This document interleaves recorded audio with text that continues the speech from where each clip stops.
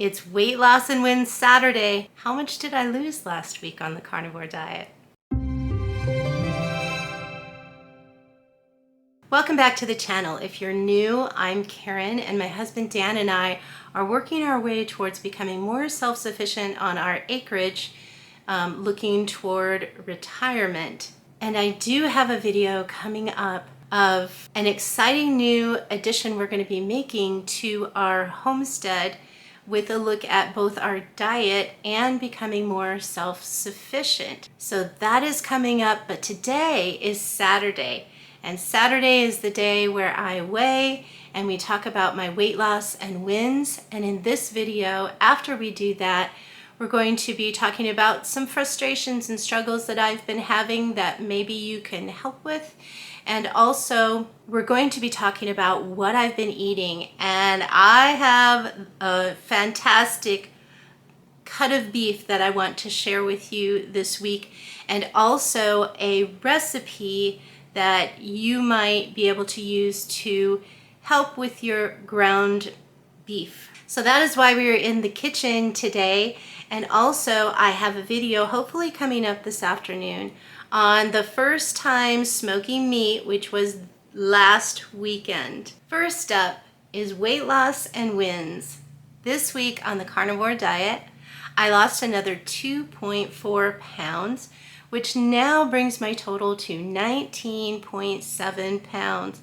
So close to 20, why couldn't I just have been another 0.3 pounds? But that's exciting for me. I'm well on my way to my first goal of 50 pounds lost. And what are my wins this week? This week I did 3 24-hour fasts. I really feel like it's helping me. So when I say 24-hour fast, I mean I eat dinner one night and then I don't eat until dinner the next night. In between there, I'm only drinking water and black coffee, not putting any butter or anything in my coffee during that 24 hours. So working my way to 5 days of one meal a day, and then a weekend where I have 2 meals a day, and whatever I feel like eating as long as it's carnivore. I've noticed that my legs aren't as tight this week. So that's a good thing too, because I feel like my inflammation is slowly but surely going down. And I have a new toy to play with. Well, it's really not so new, but at my job, I work at a hospital in the business office, and we also have a fitness center. And so the fitness center has placed a handy dandy body composition scale at the main hospital that we can use to take a look at our body composition.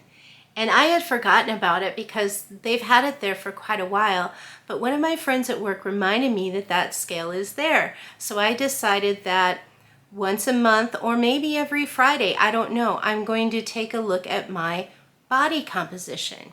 It measures a lot of things and then prints out a little tape of your results. So I can keep those and I can go by those. Let's say I don't lose weight one week. I can take a look at, did I gain some muscle mass that week? Is that what happened? Two main things that I learned from my body composition results.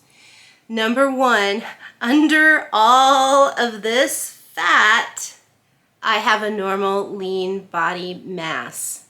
Except for, kind of surprisingly, my right leg has more than normal lean muscle mass. But I also found out that it measures total body water. If you take the total body water and divide it by your weight, it will give you your percentage of hydration, which I have been concerned about because it's hard for me to drink a lot of water. I think that if I keep upping it, I'll get used to it. Our director of the fitness center, I was talking to him about how to figure out how hydrated you are with these results. And he was telling me that ideal hydration would be 60% and above. But he said that's very, very hard to hit that. A good number to shoot for is like 45%, but my hydration level measured at 36%. So I have some work to do in that area as far as hydrating myself. If you would like to do this, also measuring your body composition, on the InBody website, you will find a link to find a location near you where there is an InBody scale that you can use. And it's possible that one might be near you that you could go and get your body composition tested. And it does say on there that some facilities will charge to do this. I don't know how much, it's up to the facility. Ours happens to be free. So take a look, see if there's one near you. Something I'm frustrated about this week is I don't feel like it's going fast enough, and I'm pretty sure that anyone who is as overweight as I am, I have like 200 pounds to lose. So anybody that's as overweight as I am is probably going to be frustrated that it's not going fast enough. I want to help people, but I don't feel like I can do that until this matches this.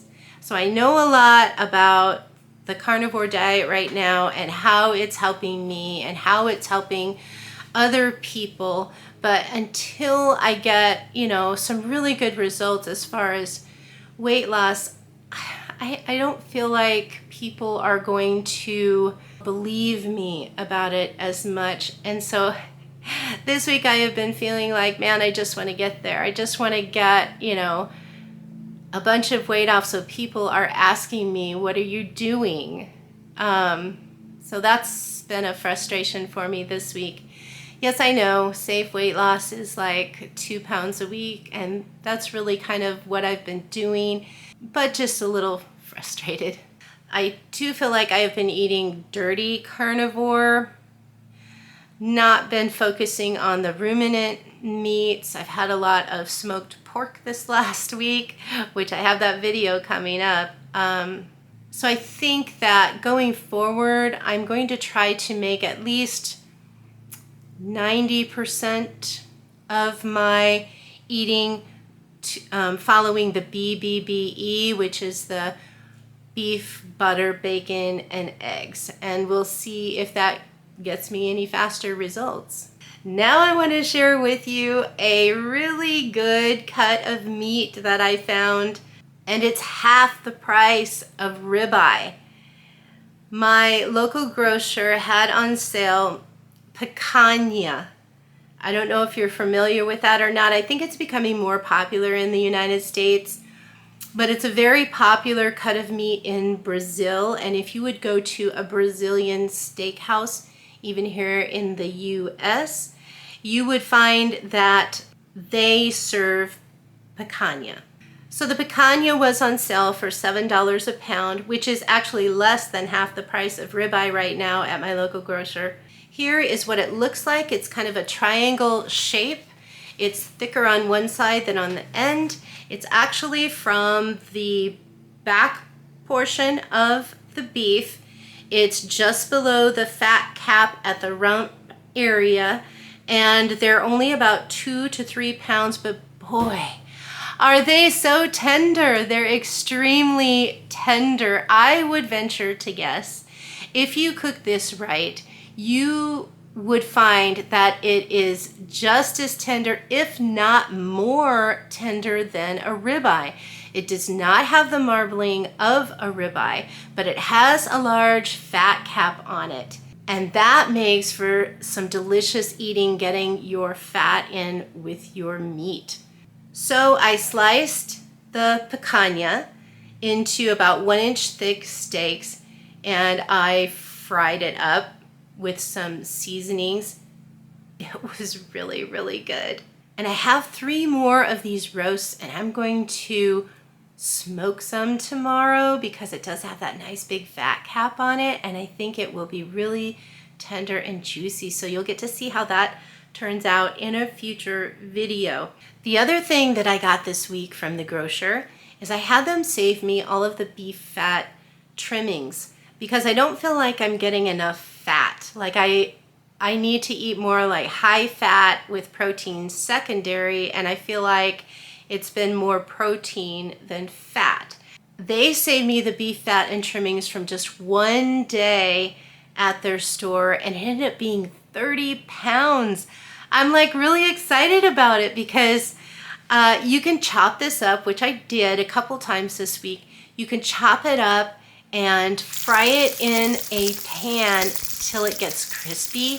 So it's like crispy fat bites that you can have as a side for your meal. And also, if I wanted to, I could take some of this beef fat and render it down into tallow, which we may have a future video on how to make your own beef tallow, which you can then use in cooking. And now the recipe I wanted to share with you. Last night, okay, so you know that I've talked about in videos before if you've been around, Dan was wanting to try to make our ground beef taste a little better because he wasn't liking it as much just with, salt on it. And so if you watched last week's Saturday video, you know I've been trying to do some different things with ground beef.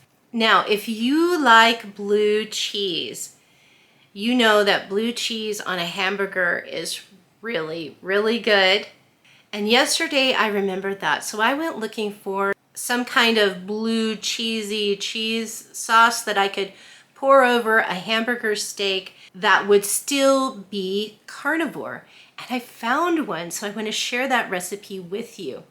The ingredients for this sauce are 1 cup of freshly shredded hard cheddar cheese, 3 ounces of blue cheese, 1/3 of a cup of heavy cream, 3 tablespoons of butter, and about a 1/2 teaspoon of salt. But I do have to tell you regarding the salt, I only added just like a few pinches of salt to this because I used salted butter. So I would say taste it before you add the salt at the end. But so easy to make. You put the heavy cream and the butter in the bottom of a saucepan. You heat it on a low heat until the butter is melted. Then you add in the cheese and you stir it around until it's melted also.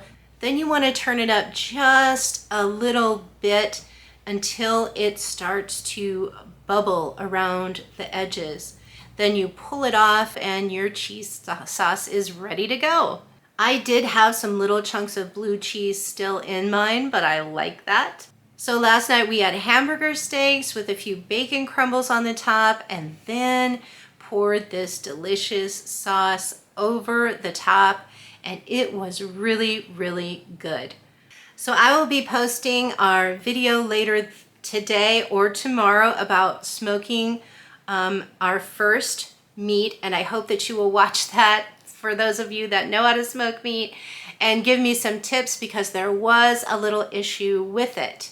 But I hope you've had a great week, and hey, go out and make something good happen for someone else this week. Until next time.